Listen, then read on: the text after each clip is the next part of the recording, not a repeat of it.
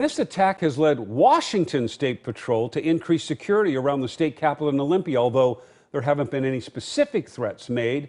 Officials say this isn't a time to be complacent. And now we go to our Jennifer Dowling, who's live tonight with a look at how they've ramped up security and what that means for those heading to the Capitol. Jennifer? Good evening. Yes, I talked to the Washington State Patrol, and officials say they put in another outer barrier for vehicles. So essentially there's two checkpoints now if you want to drive toward the legislative buildings on the Olympia campus. And the Washington State Patrol says there's been violence on the campus recently in Olympia, and they wanted to be proactive rather than reactive.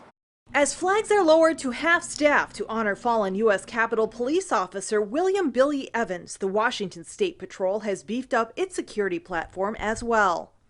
We have no specific or credible threats at this point, but on January 6th, as you'll recall, there was activity in D.C. and then there was activity in Olympia, and whether it was coordinated, connected, or just someone exploiting a situation, we don't know. Chris Loftus, WSP Director of Communications, says in this time of uncertainty, their job is to anticipate the worst and be prepared. We moved the perimeter checkpoints for some of the vehicular traffic out a little bit further, added a layer so that anyone coming in with an authorized visit to come onto the campus with a vehicle would have to check in twice, basically. Loftus says they've also added more troopers in the pedestrian traffic area with law enforcement and citizens injured during recent confrontations. It's been done out of an abundance of caution. A couple of weekends ago, we had groups that came onto the Capitol campus and, that were from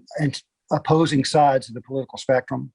And that's where we've seen the real challenges. It's gone from name calling to rock throwing to fights. We even had gunfire a couple of times in December. He says the Washington State Patrol is also sending condolences to members of the D.C. Capitol Police and the family of the fallen officer.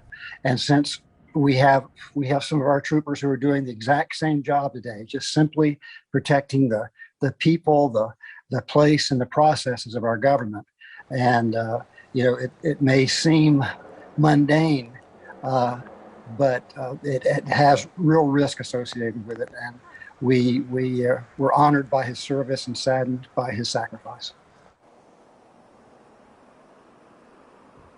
I also reached out to the Oregon State Police this afternoon to see if they were going to ramp up security at all. They said they were not at this point, but they did add that their flags were also at half staff.